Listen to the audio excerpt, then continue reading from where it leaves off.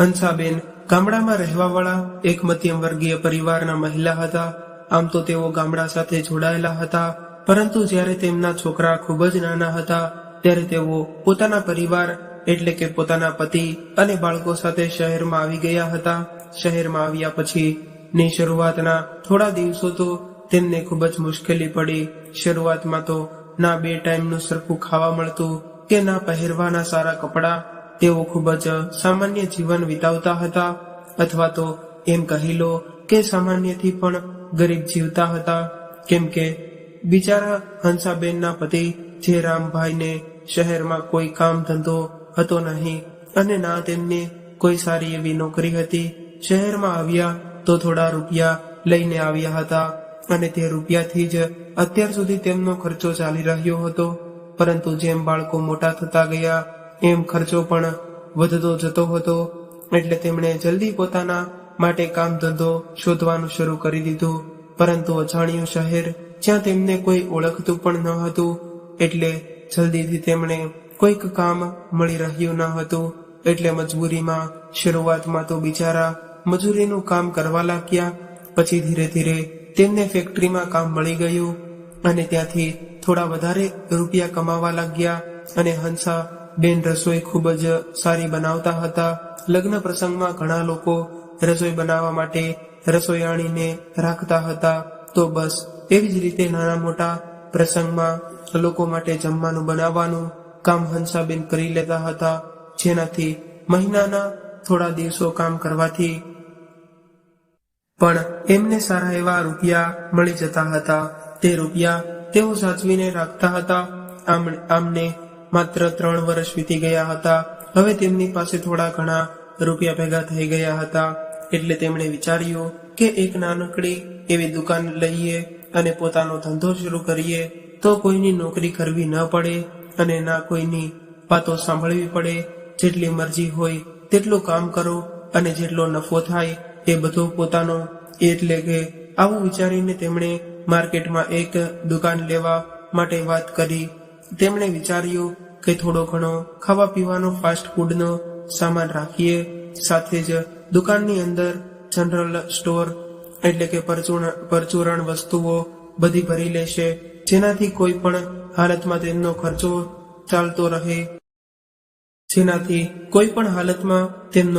ચાલતો રહે. આ બધું વિચારીને તેમણે દુકાન લેવાનું નક્કી કર્યું. જલ્દી જ તેમને એક દુકાન મળી ગઈ, પરંતુ દુકાન લેવામાં 70,000 રૂપિયા ઓછા પડતા હતા. જેથી જયરામભાઈ વિચારવા લાગ્યા કે આટલા રૂપિયા ક્યાંથી લાવશે. એટલે હંસાબેને વિચાર્યું, તમે ચિંતા ના કરો, જમણવારમાં મને જે રૂપિયા મળતા હતા તેને બેંકમાં ભેગા કર્યા છે અને તેમાં 70,000 રૂપિયા થઈ જશે. એટલે તેમણે 70,000 રૂપિયા ઉપાડીને દુકાન ખરીદી લીધી અને જેમાં તેમણે નક્કી કર્યું હતું કે મુજબ સામાન ભરી લીધો. હવે દુકાન પણ પરચુરણની બધી હતી, એટલે કે જનરલ સ્ટોર હતો.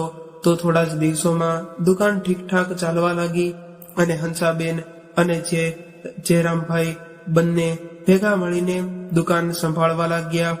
લગભગ આગળના 2 વર્ષોમાં તેમનો હિસાબ કિતાબ સુધરવા લાગ્યો. હવે બાળકોનું ભણતર પણ તેઓ સારી રીતે કરાવી રહ્યા હતા. એટલે સૌથી પહેલા જયરામભાઈએ હંસાબેનને કહ્યું કે હવે તું દુકાનમાં કામ કરવાનું બંધ કરીને આરામથી ઘરે રહીને બાળકો પર ધ્યાન રાખ. કેમ કે હવે તેમને કામ કરવાની કોઈ જરૂર નથી, એના કરતા વધારે જરૂર બાળકોને પોતાની માની છે. એટલે હંસાબેન હવે ઘરે રહીને પોતાનું બધું જ ધ્યાન બાળકો પર દેવા લાગ્યા. ધીમે ધીમે તેમની આર્થિક સ્થિતિ પણ સુધરવા જતી હતી. એટલે હવે તેમના માટે પોતાના બાળકોથી વધારે જરૂરી બીજું કંઈ ન હતું. જેમ જેમ સમય વીતતો ગયો, જયરામભાઈની દુકાન જામી ગઈ અને તેઓ સારા એવા રૂપિયા કમાવા લાગ્યા. અને ઈશ્વરની કૃપાથી હવે તેમના બાળકો સરકારી સ્કૂલને બદલે પ્રાઇવેટ સ્કૂલમાં જવા લાગ્યા અને તે લોકો એક સારી જિંદગી વિતાવા લાગ્યા હતા. પરંતુ હજી તેઓ ભાડાના મકાનમાં જ રહેતા હતા. પરંતુ જ્યારે ઉપરવાળાનો સાથ હતો તો પછી ચિંતા કેવી. ધીરે ધીરે તેઓ રૂપિયા ભેગા કરતા રહ્યા અને 11-12 વર્ષોમાં તેમણે પોતાનું મકાન પણ લઈ લીધું. આખો પરિવાર એક સાથે ખુશી ખુશી રહેતો હતો. બધા લોકો એકબીજાને ખૂબ જ પ્રેમ કરતા હતા. પરંતુ સમય હંમેશા એક જેવો નથી રહેતો. સમયની સાથે સંબંધો પણ બદલાઈ જાય છે અને સંબંધો બદલવાની સાથે તે સંબંધોમાં પરિવર્તન આવવું પણ સ્વાભાવિક વાત છે. ક્યારેક કોઈ માણસ લગ્ન પછી બદલાઈ જાય તો ક્યારેક વક્ત અને હાલાતની સાથે પરંતુ હમણાં તેમના વક્ત અને હાલાત બંને ખૂબ જ સારા હતા. બાળકોનું ભણવાનું પૂરું થયું અને હવે તેઓ ગ્રેજ્યુએશન કરવા લાગ્યા. જયરામભાઈએ મકાન અને દુકાન બંને પોતાના નામે લીધેલી હતી. સમયની સાથે તેમની દુકાન ખૂબ જ સારી ચાલવા લાગી હતી. એટલે ધીરે ધીરે પૈસા ભેગા કરતા ગયા અને હવે તેમણે એક બીજી દુકાન પણ ખોલી લીધી. તેમના બાળકો તો ભણતા હતા, એટલા માટે તેમણે બંને દુકાન પર કામ કરવા માટે છોકરા રાખ્યા હતા, જેથી તેઓ આરામથી બંને દુકાન સાચવી શકે. એકલા જયરામભાઈ બંને દુકાનનું કામ સંભાળતા હતા. ક્યારેક એક દુકાન પર બેસી જતા તો ક્યારેક બીજી દુકાન પર. બધું જ કામ તેમણે દુકાનમાં રાખેલા છોકરાઓના હાથોમાં પણ નહોતું આપી દીધું. નહીંતર બેઈમાનીની પણ ખૂબ જ મોટી વસ્તુ હોય છે. બે પૈસાને જોઈને ક્યારે કોઈ માણસનું મન લલચાઈ જાય ખબર નથી પડતી. એટલા માટે પોતાની દુકાનોની દેખરેખ તેઓ જાતે જ રાખતા હતા. દુકાન પર કામ કરવા વાળા છોકરાઓને તે પોતાના બાળકો સમજીને તેમને ખૂબ જ પ્રેમથી રાખતા અને બીજી બાજુ તેમના બાળકો ભણવાનું પૂરું કરી રહ્યા હતા. તેમના દીકરાઓનું ગ્રેજ્યુએશન પૂરું થઈ ગયું એટલે તેમણે પોતાના દીકરાઓને બેસાડીને પૂછ્યું કે હવે તેઓ શું કરવા માંગે છે. તેઓ પોતાના ભણતરના હિસાબે કોઈ નોકરી શોધવા માંગે છે કે પછી પોતાના પપ્પાના કામ ધંધાને સંભાળવા માંગે છે. તે સમયે છોકરાઓએ કહ્યું કે તમને જેમ ઠીક લાગે એમ એવી રીતે કરવા તૈયાર છીએ, પરંતુ ભણવાનું હોય કે તેમનું પહેરવાનું જયરામભાઈએ ક્યારેય કોઈ વસ્તુમાં દખલ કરી ન હતી. જે જેટલું મન કરતું હોય એવી જ રીતે કરે અને છોકરાઓ રહેતા હતા. એટલા માટે તેમના જીવનનો એક મહત્વનો નિર્ણય એટલે કે પોતાનું ભવિષ્ય બનાવવાનો નિર્ણય લેવા માટે પણ તેમને જાતે જ કહ્યું. તેઓ શું કરવા માંગે છે તે તેઓ પોતે નિશ્ચય કરે. જો તેઓ નોકરી કરવા માંગે છે તો પણ કરી શકે છે, અને જો તેઓ પોતાના પિતા સાથે દુકાન પર બેસવા માંગે છે, તેમની પાસે રહીને તેમનું ધ્યાન રાખવા માંગે છે તો પણ કરી શકે છે. તેમના દીકરાઓએ વિચારીને કહ્યું કે પપ્પા, અમે નોકરી શોધી લઈશું. જ્યારે અમે આટલું ભણ્યા છીએ તો એક વખત પોતાના ફિલ્ડથી રિલેટેડ કામ શોધવાનું શું વાંધો છે. હર વખતની જેમ જયરામભાઈએ આ વખતે પણ પોતાના બાળકોનો સાથ દીધો અને કહ્યું કે બેટા, જેવી તમારી ઈચ્છા હોય તેમ કરો. તમારા પર કોઈ જવાબદારી નથી. આ તમારા નિર્ણયના જીવનના નિર્ણય છે તો તમે જાતે લઈ લ્યો. એટલા માટે પોતાના દીકરા પોતાના ભણતરના હિસાબે નોકરી શોધવા લાગ્યા. અને જ્યારે થોડો સમય સુધી તેમને નોકરી મળી નહીં તો તેમણે નિશ્ચય કર્યો કે તેઓ પોતાના પપ્પાની દુકાન પર બેસી જશે. કમસે કમ કંઈક કામ તો હશે.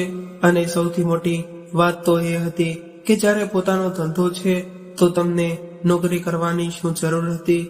પોતાની દુકાન પર પોતે માલિક બનીને બેઠા રહે અને ત્યાં કોઈને ઓફિસમાં ભલે ગમે તેટલી મોટી નોકરી હોય પણ રહેતો નોકર જ ને, અને કોઈને કોઈ કામમાં બેસવાની વાતો સાંભળવી જ પડે.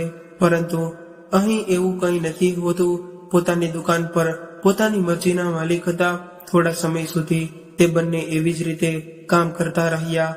પછી જ્યારે તેમને આ કામમાં નફો દેખાવા લાગ્યો તો બંને એક એક દુકાન સંભાળવા લાગ્યા. અને જયરામભાઈ બંને દુકાનો પર ઈચ્છા થાય ત્યારે ફરતા રહેતા. અને હવે તેમણે પોતાના છોકરા માટે છોકરી શોધવાનું શરૂ કરી દીધું અને સારી છોકરી શોધીને તે બંનેના લગ્ન પણ કરાવી નાખ્યા. ધીમે ધીમે સમય વીતતો ગયો અને હવે તેમની દીકરી ભૂમિનું ગ્રેજ્યુએશન પર પૂરું થવા આવ્યું હતું. ગ્રેજ્યુએશન કર્યા પછી વધારે આગળ ભણવા માટે તેણે વિદેશ જવાની ઈચ્છા હતી. એટલા માટે તેણે વિદેશ જવા માટે સરકારી ફોર્મ ભર્યું, જેમાં સ્કોલર વિદ્યાર્થીઓને સ્કોલરશીપ મળે છે. અને એક એન્ટ્રન્સ એક્ઝામ પણ આપી, જેમાં તે સફળ થઈ ગઈ. એટલા માટે તેને સ્કોલરશીપ પર વિદેશ જવાનો મોકો મળી ગયો, એટલે હવે તે વિદેશ જઈને મન લગાડીને ભણતી હતી. અહીં ઘરમાંથી દીકરીના ગયા પછી ઘરમાં 2 વહુઓ હતી, એટલા માટે દીકરીની કમી એટલી બધી મહેસૂસ થતી ન હતી. અને બંને વહુ પણ મામા ફઈની બહેનો હતી, એટલા માટે તે બંનેમાં પણ સારી બનતી હતી. અહીં દીકરા દુકાનોનું બધું કામ સંભાળવા લાગ્યા હતા, પરંતુ હજુ પણ એટલી જાણકારી હતી નહીં, એટલા માટે જયરામભાઈ ભાગદોડ કરતા રહેતા હતા. બહારના બધા જ કામ પણ સંભાળતા અને દીકરાઓને શીખવાડતા પણ રહેતા. એક દિવસ જ્યારે જયરામભાઈ એક દુકાનેથી બીજા દુકાનદાર પર જઈ રહ્યા હતા, તો અચાનક તેમનું મૃત્યુ થઈ ગયું. એક મોટા ટ્રક સાથે તેમનું એક્સિડન્ટ થઈ ગયું અને ટ્રક વાળો તેમને મારીને ભાગી ગયો. રસ્તામાંથી પસાર થતા એક માણસે તેમને ફટાફટ હોસ્પિટલમાં ભરતી કરાવ્યા અને પોલીસને જાણ કરી, જેથી જયરામભાઈના ઘરવાળાઓને આ વિશે ખબર પડી શકે.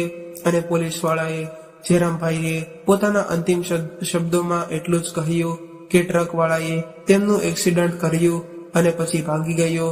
જે દિવસે એક્સિડન્ટ થયું તે દિવસે તરત જ ભૂમિને જાણ કરવામાં આવી અને તે પોતાના પિતાને જોવા માટે ત્યાંથી નીકળી ગઈ. અને બીજા દિવસે સવાર સુધીમાં ભૂમિ પોતાના દેશ પહોંચી ગઈ. પોતાના દીકરા અને દીકરીને બોલાવીને જયરામભાઈએ સમજાવ્યું કે બેટા, મેં જીવતે જીવતા તમારી મમ્મીને ખૂબ જ પ્રેમ અને સન્માનથી રાખી હતી. મારા ગયા પછી તમારી મમ્મીનું પૂરું ધ્યાન રાખજો, ક્યારેય કોઈ બાબત માટે હેરાન ન કરતા, તેનું પૂરું ધ્યાન રાખજો. પોતાના બાળકોને કહેલા આ આખરી શબ્દ હતા.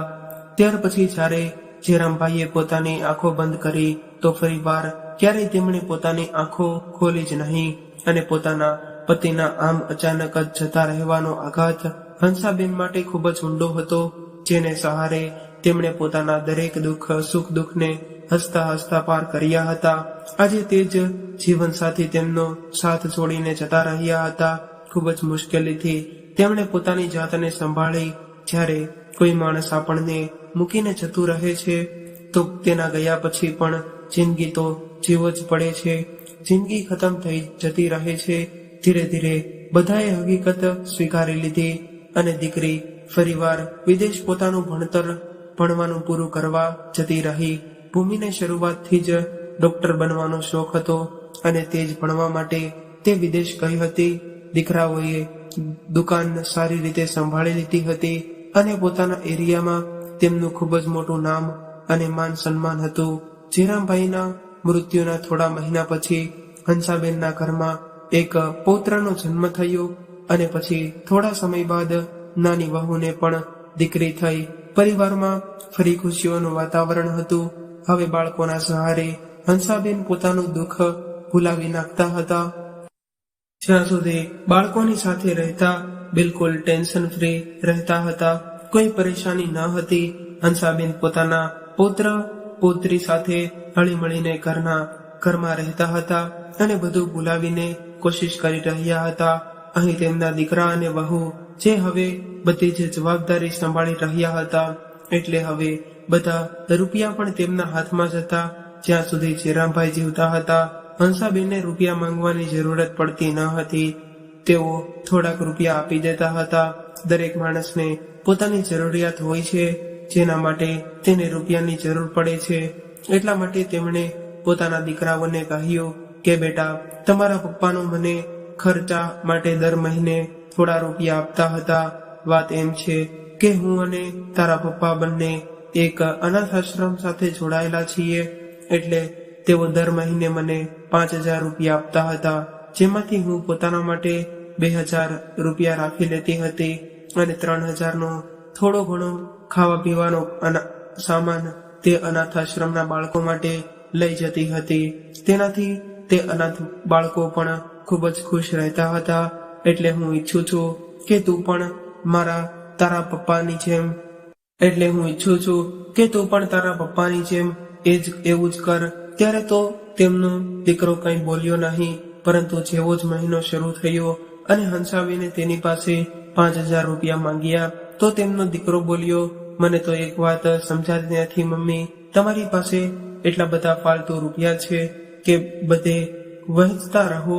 એક તો પહેલાથી જ દરવાજા પર કોઈ ભીખ માંગવા આવી જાય અને તો તમે એને હંમેશા કંઈક ને કંઈક આપીને મોકલો છો, ક્યારેક 50 રૂપિયા તો ક્યારેક 100 રૂપિયા, અને ઉપરથી હવે તમને 5000 રૂપિયા અનાથ છોકરાઓ માટે આપીએ. મને તો એક વાત સમજાતી નથી, તમારે ખર્ચો કઈ વાતનો છે? તમારે આટલા રૂપિયા શું કામ જોઈએ છે? કેમ કે ઘરનો બધો સામાન તો આવી જાય છે, તમારે ક્યાં ખર્ચ કરવાની જરૂરત છે? માન્યો કે જ્યારે પપ્પા હતા તો તમને રૂપિયા આપતા હશે, પરંતુ ત્યારની વાત અલગ હતી.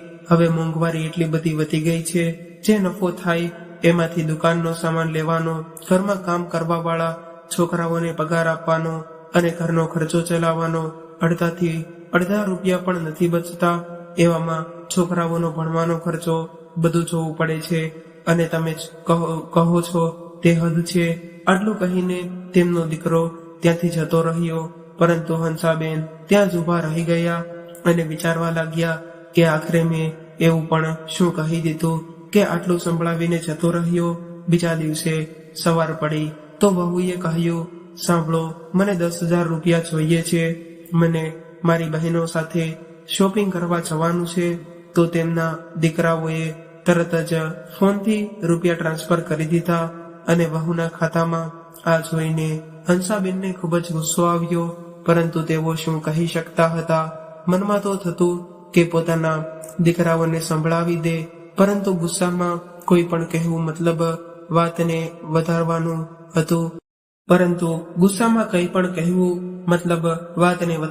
હતું. તેમણે ઠંડા દિમાગથી કામ લીધું અને શાંત થઈને પોતાના દીકરાઓને કહ્યું, બેટા, વહુને શોપિંગ કરવા માટે તારી પાસે 10,000 રૂપિયા છે, પરંતુ તે ગરીબ બાળકોને દેવા માટે તારી પાસે 5,000 રૂપિયા નથી. અને જ્યાં સુધી વાત રહી શોપિંગની, તો આ બંને પાછલા મહિને જ કરેલી બધી શોપિંગ કરીને આવી હતી, અને હવે ફરી આ મહિને આટલી શોપિંગ શું કરવી છે? આટલા બધા કપડાનું શું કરવું છે? આ વાત સાંભળીને દીકરા અને વહુને બંનેને ખૂબ જ ખરાબ લાગ્યું, અને કહેવા લાગ્યા કે મમ્મી, તમે પોતાના કામથી કામ રાખો. હર વખતે દીકરા અને વહુની વાતોમાં વચ્ચે ટકટક કરવાની જરૂર નથી. અમારી ઘરવાળાને તમારે કંઈક આપવું હોય તો શું તમને પૂછીને આપીશું? અને હવે તમારી અને એમની ઉંમરમાં કોઈ ફરક નથી. શું આ ઉંમરમાં શોખ પૂરા નહીં કરે તો ક્યારે કરશે? એટલે હંસાબેને પોતાના દીકરાને કહ્યું કે શોખ અને જરૂરતમાં ઘણો ફરક હોય છે. હું તમારી પાસે જે રૂપિયા માંગી રહી છું તે કોઈની જરૂરત માટે હતા, અને તમે જે રૂપિયા ઉડાડી રહ્યા છો વગર વાતના, તે શોખ માટે છે. હંસાબેન એક સ્વાભિમાની મહિલા હતા, જેમના પતિએ અત્યાર સુધી તેમના માટે આટલું બધું કર્યું હતું.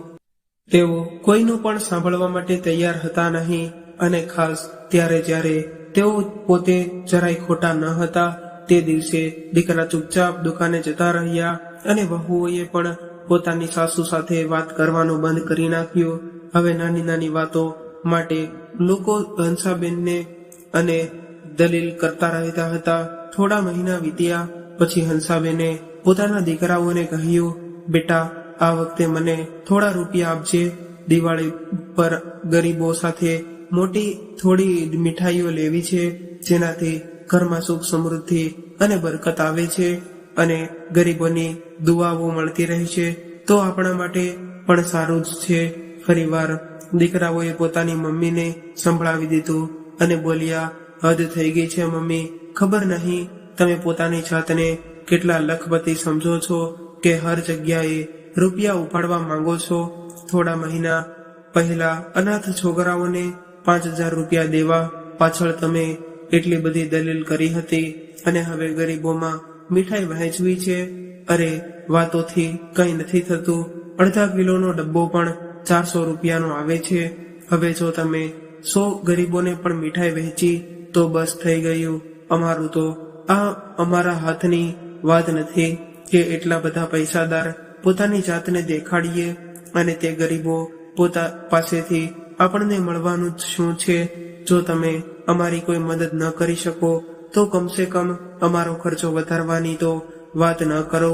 હવે તો દીકરા અને વહુઓ હર વાત પર સામો જવાબ દેવા લાગ્યા હતા અને બીજી બાજુ દીકરાઓએ પોતાના સાસરામાં 2-2, 2.5 રૂપિયાની મીઠાઈઓ અને કપડાં દિવાળી પર ગિફ્ટ તરીકે મોકલ્યા. આ બધું જોઈને ફરીવાર હંસાબેનને ખૂબ જ ગુસ્સો આવ્યો. તેમણે કહ્યું કે ત્યાં 50,000 રૂપિયા ખર્ચ કરી નાખ્યા. જો અહીં 20-25,000 ખર્ચા કરી નાખત તો તમારું શું બગડી જાત. પછી હંસાબેને વિચાર્યું કે કંઈ વાંધો નહીં, હવે જ્યારે મારા દીકરાઓ દાન કરવાનું કોઈ કામ કરવા નથી માંગતા તો તે તેમની ઈચ્છા છે, ન કરે તો કંઈ વાંધો નહીં, હું વધારે શું કહું. એટલા માટે તેઓ ચૂપ રહેવા લાગ્યા. હવે તે ધીરે ધીરે દીકરા અને વહુ ખૂબ જ વધારે રૂપિયા ઉપાડવા લાગ્યા. હવે તો ધીરે ધીરે દીકરા અને વહુ ખૂબ જ વધારે રૂપિયા ઉડાડવા લાગ્યા. હાલત તો ચાલતા ક્યારેય પિક્ચર જોવા જતા, ક્યારેક બહાર જમવા જતા અને આ બધું કરતા કરતા તેમણે પોતાની દુકાન બરબાદ કરી નાખી. 2 જ વર્ષમાં તેમની હાલત પહેલા કરતા પણ ખૂબ જ ખરાબ થઈ ગઈ. હવે તેમની પાસે ઉડાડવા માટે રૂપિયા હતા નહીં. રૂપિયા ઉડાડવા તો દૂરની વાત, જે આબરૂ પોતાના પિતાએ આટલી મહેનતથી બચાવી હતી, ખોટી સંગતમાં પડીને તેમણે તે આબરૂ પણ ધૂળમાં ભેળવી નાખી. તેમણે દુકાન પર જવાનું પણ લગભગ બંધ કરી નાખ્યું, જેને કારણે તેઓ કંઈ પણ નફો કમાતા ન હતા શકતા અને દુકાન પર રહેવાવાળા છોકરાઓ પણ હવે એમનાથી ચાલાકી કરવા લાગ્યા હતા, કેમ કે તેમને ખબર પડી ગઈ હતી કે આ લોકોને કોઈ ચીજનું ભાન નથી રહેતું, બસ પોતાના મસ્તીમાં મસ્ત રહે છે. આવી જ રીતે તેઓ ધીરે ધીરે ડૂબતા જઈ રહ્યા હતા. અને જ્યારે તેમના ઉપર કરજો વધી ગયો તો દીકરાઓએ પોતાની માને કહ્યું, મમ્મી, અમને લાગે છે કે આપણે એક દુકાન ભાડે દઈ દેવી જોઈએ, જેનાથી થોડા રૂપિયા આવતા રહે. તો બીજો દીકરો બોલ્યો, પાગલ, ભાડે આપવાથી આપણો કરજો થોડો ઉતરી જશે. મમ્મી, મને તો લાગે છે કે આપણે એક દુકાન વેચવી પડશે. તમે દુકાનના કાગળિયા ઉપર સાઇન કરો અથવા તો અંગૂઠો લગાવી દો, જેનાથી અમે એક દુકાન વહેંચી શકીએ અને કર્જામાંથી મુક્ત થઈ શકીએ. જુઓ મમ્મી, આ બધી ધન દોલત શું કામની છે? શાંતિથી રહી ન શકે તો હવે અમારા કરજદાર અમારું જીવવું મુશ્કેલ કરી રહ્યા છે. એટલા માટે પ્લીઝ તમે આ કાગળ પર સાઇન કરીને આ દુકાનને વહેંચી નાખો. તેના જે રૂપિયા આવશે તેનાથી અમે પોતાનો કરજો ચૂકવી શકીશું. જ્યારે તેમને આ વાત ખબર પડી તો હંસાબેને ના પાડી દીધી અને તેમણે પોતાના દીકરાઓને કહ્યું કે તમે લોકોએ પોતાના ફાલતુ મોજ શોખ માટે થઈને પોતાના ઉપર કરજો કરી લીધો છે, કોઈ કામ સારા કામ માટે નથી કર્યો. તમારા લોકોથી પોતે તો કંઈ કામ થતું નથી અને મારા પતિની મહેનતની કમાણી, મારા પતિએ તમારા માટે જે આટલું બધું કરીને રાખ્યું હતું એમને પણ તમે લોકોએ બરબાદ કરી નાખ્યું. અને ઉપરથી તમે ઈચ્છો છો કે હું એ દુકાન તમારા નામે કરી નાખું? જરાય નહીં, હું એ દુકાન તમારા નામે ક્યારેય નહીં કરું. મારા પતિના મૃત્યુથી પહેલા તેમણે મને આ બધી વસ્તુની માલિકન બનાવી હતી, કેમ કે જો બધું જ તમારા નામ પર હોત તો તમે બધું બરબાદ કરી નાખત. ભલે ગમે તે થઈ જાય, હું આ પ્રોપર્ટી તમારા નામે નહીં કરું. તારા પપ્પાએ જતા પહેલા બધું જ મારા નામે કર્યું છે અને આ બધું મારા જ નામે રહેશે જ્યાં સુધી હું મરી ન જાઉં, કેમ કે હું મારા પતિની દરેક વિરાસતની રક્ષા કરીશ અને મારા જીવતા એમને નહીં જ વેચવા દઉં. આ બધી વાતો સાંભળીને દીકરા અને વહુ ખૂબ જ નારાજ થઈ ગયા. તેમણે હંસાબેન સાથે ખૂબ જ દલીલબાજી પણ કરી, પરંતુ હંસાબેને માન્યા નહીં અને તેમણે અંગૂઠો લગાવવાથી સાફ મનાઈ કરી દીધી. દીકરા અને વહુ ખૂબ જ વધારે ગુસ્સામાં હતા કે જો મમ્મીએ અંગૂઠો ન લગાવ્યો કે સાઇન ન કરી તો બધું કઈ રીતે થશે. હવે તે લોકો ખૂબ જ ટેન્શનમાં આવી ગયા હતા કે શું કરવામાં આવે. રાત્રે જ્યારે હંસાબેન સુવા જઈ રહ્યા હતા તો દીકરા વહુના રૂમમાંથી અવાજ આવી રહ્યો હતો. એટલે જઈને જોયું કે ચારેય જણ એક જ રૂમમાં વાતો કરી રહ્યા હતા અને કહેતા હતા કે જો મમ્મી જીવતે જીવતા આ બધું આપણા નામે ન કરે તો તેમના મર્યા પછી તો આ બધું આપણું જ છે ને. હવે તેમને મારવા પડશે. જ્યારે દીકરા આ બધી વાતો કરી રહ્યા હતા તો હંસાબેને આ બધું સાંભળી લીધું. આવું સાંભળીને તેઓ ગભરાઈ ગયા અને ત્યાંથી ભાગવા લાગ્યા, પરંતુ તેમના હાથે કાચનો ગુલદસ્તો તૂટીને પડી ગયો. અવાજથી દીકરા અને વહુઓ બહાર આવ્યા અને પોતાની મમ્મીને જોઈને તેઓ હંસાબેન પર તૂટી પડ્યા. કોઈએ માથા પર ઘા કર્યો તો કોઈએ હાથ પગ બાંધ્યા અને આખરે ગળું દબાવીને તે લોકોએ પોતાની મમ્મીને મારી નાખ્યા. અને પછી પોતાની મમ્મીના હાથના અંગૂઠાના નિશાન બધા કાગળ પર લઈ લીધા અને બીજા પણ થોડાક ખાલી કાગળ પર પોતાની મમ્મીના અંગૂઠાના નિશાન લઈ લીધા. તેમણે આ ઘરના કાગળિયા જે પહેલેથી જ તૈયાર કરાવીને રાખ્યા હતા તેમના ઉપર પણ અંગૂઠાના નિશાન કરી લીધા. અને પછી તેઓ વિચારવા લાગ્યા કે આખરે હવે શું કરવામાં આવે, કઈ રીતે હવે આ હત્યાને મૃત્યુમાં ફેરવવામાં આવે, જેનાથી કોઈને પણ આપણા ઉપર શંકા ન થાય. ત્યારે તે દીકરાઓએ પોતાની જ માને તેમના રૂમમાં પંખાથી લટકાવી દીધા અને બીજા દિવસે સવાર થવાની રાહ જોઈ. સવાર થતા જ રાડો પાડવા લાગ્યા, જેનાથી આસપાસના લોકો ભેગા થઈ ગયા અને તેઓ પોતાની મમ્મીને જોઈને ત્યાં જ રોકડ કરવા લાગ્યા. જે પપ્પાના ગયા પછી તેમને એટલો બધો આઘાત લાગ્યો કે તમે આત્મહત્યા કરી લીધી. દીકરીને જ્યારે આ સમાચાર મળ્યા તો તે પણ બિચારી ત્યાંથી તરત જ નીકળી પડી. તેના પપ્પા તો પહેલા જ દુનિયા છોડીને જતા રહ્યા હતા અને બે જ વર્ષની અંદર લગભગ તેની દુનિયા વિરાન થઈ ગઈ હતી. તે 2 જ વર્ષમાં અનાથ થઈ ગઈ હતી અને હવે તેનું કોઈ રહ્યું નહીં સિવાય મતલબી ભાઈ અને ભાભીઓના. તેવી તે ઇન્ડિયા પહોંચી. તેને ખબર પડી કે તેની મમ્મીના મૃતદેહને તે લોકો સ્મશાન ઘાટ લઈને પહોંચી રહ્યા છે, એટલે તે સીધી સ્મશાન ઘાટ પર જ પહોંચી ગઈ. ત્યાં પહોંચીને તે પોતાની મમ્મીને જોઈને ધ્રુસરે રડવા લાગી. આખા રસ્તામાં પણ તે રોતી જ આવી રહી હતી અને પોતાની મમ્મીને જોતા જ જોરથી રડવા લાગી અને વારંવાર તેમણે ઉઠાડવાની કોશિશ કરતી હતી. અંતે એવું લાગી રહ્યું હતું કે આટલી ભીડ હોવા છતાં પણ તે જાણે એકલી પડી ગઈ છે. તેનાથી આ દુઃખ સહન નહોતું થઈ રહ્યું. તે પોતાની મમ્મી પાસે રડી રહી હતી. ત્યારે તેની નજર અચાનક તેના મમ્મીના હાથ પર પડી, જેના પર સ્યાહીના નિશાન હતા. એવું લાગી રહ્યું હતું કે જાણે કોઈએ સ્ટેમ્પથી અંગૂઠો લગાડ્યો હોય. પોતાની મમ્મીના હાથ પર તે નિશાન જોઈને ભૂમિને ખૂબ જ અજીબ લાગ્યું. તે નિશાન જોઈને આશ્ચર્યચકિત થઈ રહી હતી અને ત્યાં જ જોરથી રાડ પાડીને બોલી, નહીં, કોઈ મારી મમ્મીના શબને હાથ નહીં લગાડે. ખબરદાર, જો કોઈએ પણ મારી મમ્મીને અગ્નિદાહ આપવાની કોશિશ કરી છે તો એટલું કહીને તેણે પોતાના ભાઈના હાથમાંથી મશાલ દૂર ફેંકી દીધી અને અગ્નિદાહ આપવાથી રોકી લીધો.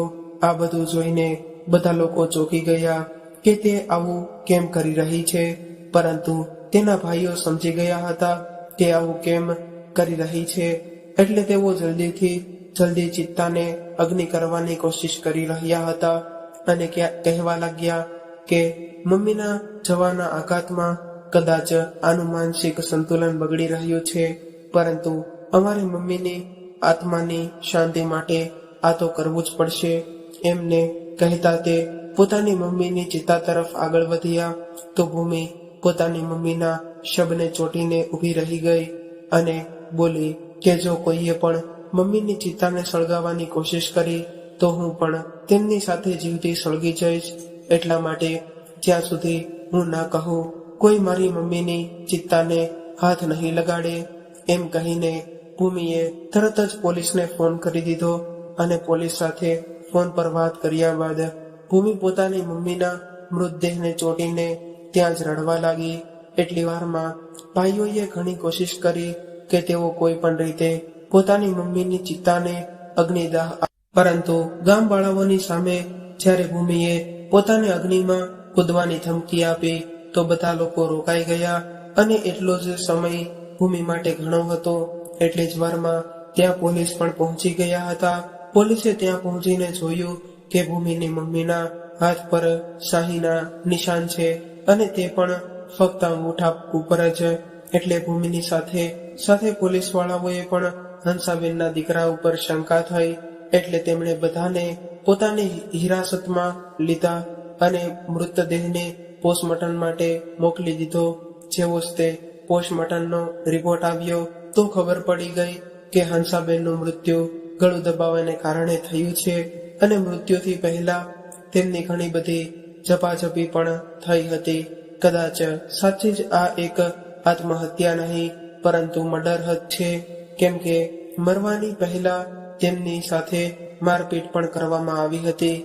તેમના માથા ઉપર પણ ઈજાના નિશાન મળ્યા અને હાથ પગ ઉપર પણ પોસ્ટમોર્ટમ રિપોર્ટ આવેલું સાબિત થયા પછી તે લોકો ખૂબ જ ગભરાઈ ગયા. અને બીજી બાજુ ભૂમિ પોતાની મમ્મીને ન્યાય અપાવવા માટે પૂરી રીતે તૈયાર હતી. અહીં તેના ભાઈઓ અને ભાભીના હાથ પગ ધ્રુજી રહ્યા હતા. તેમને એવું લાગી રહ્યું હતું કે દિવસે ને દિવસે ભૂમિ હકીકતની વધારે નજીક જઈ રહી છે. એવામાં તે લોકો શું કરી શકવાના હતા, પરંતુ ભૂમિ સીધી પોતાના ભાઈ ભાભીનું નામ નહોતી લઈ શકતી, કેમ કે તેની પાસે કોઈ સાબિતી હતી નહીં. એટલે તે પોતાના ઘરે જ રહેવા લાગી. પછી વિદેશ ગઈ નહીં. તેમણે પોતાના કોલેજની 21 દિવસની છુટ્ટી પણ લઈ લીધી અને પોતાની મમ્મીના કાતિલને શોધવાના ઈરાદાથી તે નીકળી પડી. તે પોતાની મમ્મીના ગુનેગારને જેલમાં પહોંચાડવા માંગતી હતી અને એટલા માટે તે પુરાવા શોધી રહી હતી. એક ચક્કરમાં ઘણી ખરી તે ભાગદોડ કરી રહેતી હતી. એક દિવસ જ્યારે તે પોલીસ સ્ટેશન પાછી આવી રહી હતી કે ત્યારે જ તેની નજર તે પોતાના જૂના નોકર ઉપર પડી, જે બજારમાં નવા અને સારા કપડાં પહેરીને ફરી રહ્યો હતો. તેને અચાનક આટલા સારા કપડાં જોઈને ભૂમિ વિચારમાં પડી ગઈ અને બોલી કે આખરે તેની પાસે આટલા રૂપિયા ક્યાંથી આવ્યા. પોતાની શંકાને હકીકતમાં બદલવા માટે તેણે પોલીસને ફોન કર્યો અને બધી જ વાત જણાવી. પોલીસે પણ શંકાના આધારે તે નોકરને પકડી લીધો અને થોડી અશક્તતાથી પૂછપરછ કર્યા પછી તેણે જણાવી દીધું કે જે રાત્રે હંસાબેનના દીકરાઓએ તેમને માર્યા હતા તે રાત્રે તે નોકર તેમના ઘરમાં હાજર હતો અને તેણે આ બધાને હંસાબેનને મારતા જોઈ લીધા હતા. તે પોતાની મમ્મીને મારીને પંખાથી લટકાડી રહ્યા હતા ત્યારે આ નોકરે તેમને જોઈ લીધા હતા અને તે લોકોએ તેમનું મોઢું બંધ કરવા માટે પૂરા 5 લાખ રૂપિયા આપ્યા હતા. જ્યારે ભૂમિએ આ બધું સાંભળ્યું તો તેના માથા પર જાણે આભ તૂટી પડ્યું. કેટલી બેદર્દીથી 2 દીકરાઓએ પોતાની જ માને જનેતાને મારી નાખી અને ભૂમિએ ગુસ્સામાં આવીને પોતાના ભાઈઓને ઘણી બધી વાતો સંભળાવી અને તેમણે મારવા પણ લાગી. અને પોલીસ વાળાએ ભૂમિને તેના ભાઈઓથી દૂર કરી અને કહ્યું, મેડમ તમે નિશ્ચિત રહો, આમના કર્મોની સજા અમે તેમને અપાવડાવીશું. અને આખરે ભૂમિના ભાઈએ અને ભાભીએ બધાને જેલ થઈ ગઈ. તેમણે જેવા કર્મ કર્યા હતા તે પોતાના કર્મોની સજા ભોગવી રહ્યા હતા અને આજે જેલમાં કેદ છે. અને બીજી બાજુ ભૂમિએ પોતાના પપ્પાની બંને દુકાનો સારી રીતે સંભાળી અને 1-2 વિશ્વાસપાત્ર છોકરાઓને દુકાન પર રાખ્યા અને વિદેશ જઈને પોતાનું ભણવાનું પૂર્ણ કર્યું, કેમ કે 1 વર્ષ કરતા પણ ઓછો સમય બચ્યો હતો તેનું ભણતર પૂરું થવામાં. તે જલ્દી પોતાનું ભણવાનું પૂરું કરીને પાછી આવી અને પોતાના ભત્રીજીને તેણે બોર્ડિંગ સ્કૂલમાં મુકાવ્યા અને બોર્ડિંગ સ્કૂલની લઈને પોતાનું ઘરે પહોંચી ગઈ અને તેણે પોતાના માતા પિતાની દીકરી હોવાનો ફરજ નિભાવ્યો. તો મિત્રો, આજની વાર્તા કેવી લાગી તે કોમેન્ટ કરીને જરૂરથી જણાવજો અને જો પસંદ આવી હોય તો કોમેન્ટ બોક્સમાં હર હર મહાદેવ જરૂરથી લખજો અને ચેનલને જરૂરથી સબસ્ક્રાઇબ કરી લેજો. ત્યાં સુધી સૌને મારા જય શ્રી કૃષ્ણ.